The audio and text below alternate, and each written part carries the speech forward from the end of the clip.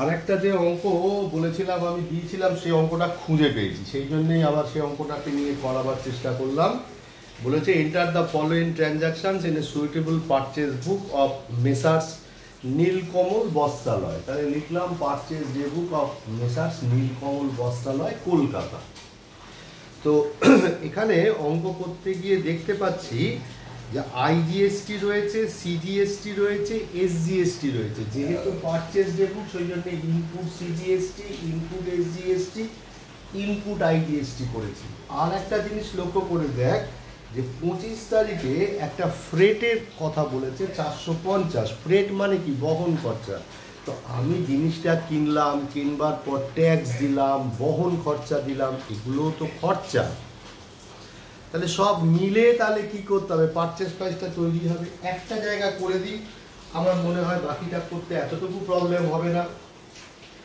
প্রথম কি বলেছে? Purchase goods from Gwalior mills limited 2022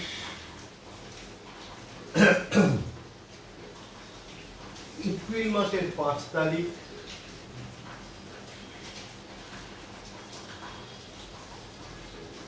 Gwalior GW, Gwalior বানান GWA,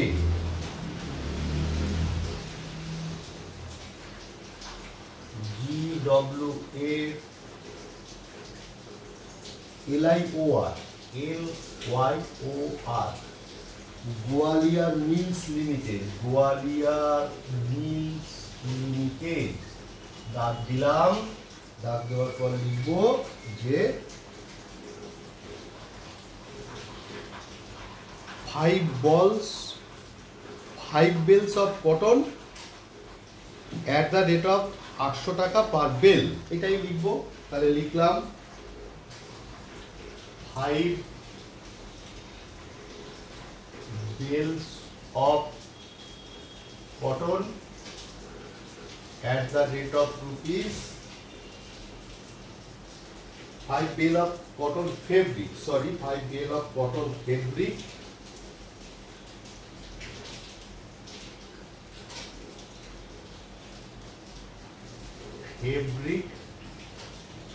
at the rate of 800 টাকা পার বেল।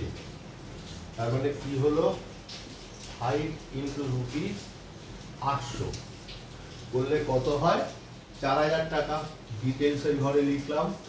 আর একটা কাজ এখানে করতে হবে। দেখ এখানে ইনভয়েস নাম্বার দিয়েছে G240, G/240/2, কিছুই না, ওই একটা বিলের নাম্বার, এটা বসিয়ে দিতে হবে G/240/2। এই ঠিক আছে। তারপরে আমরা কি করব? লেস ট্রেড ডিসকাউন্ট করব। লেস, আমি সংক্ষেপে লিখলাম টিডি 4000 ইন্টু কত পার্সেন্ট আছে? 15%। কত টাকা হয়? 600 টাকা হয়। 3400 টাকা হলো। এই 3400 টাকা নেটের ঘরে বসে গেল। আর এর সাথে কি রয়েছে? আইজিএসটি রয়েছে 12%। অ্যাড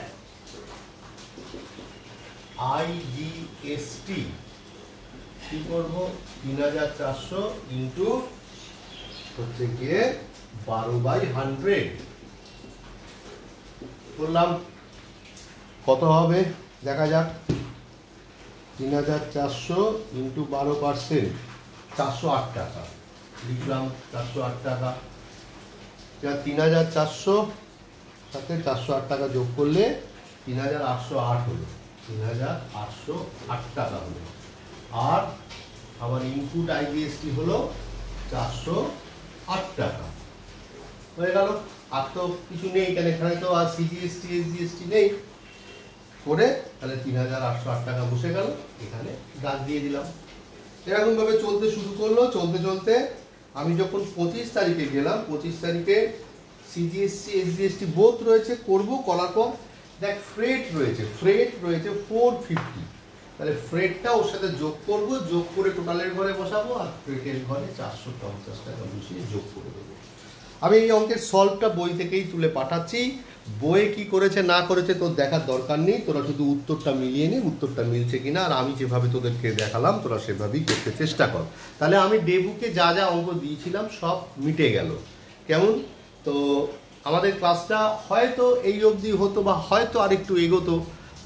তো যাই হোক, আজকে সকালের ক্লাসে আমি এইটুকুই ইনপুট দিলাম। ওয়েদার যেভাবে চলছে মনে হচ্ছে মানে বিকেলবেলা পড়ানো যাবে, তাহলে বিকেলবেলা যে ফরম্যাটে যে সমস্ত টপিক পড়াবো বলেছিলাম তেমনই হবে আজকের ক্লাসটা। তাহলে আমরা এইভাবে কমপ্লিট করলাম, আশা করি তোদের এটা অনেকটাই উপকারে লাগবে।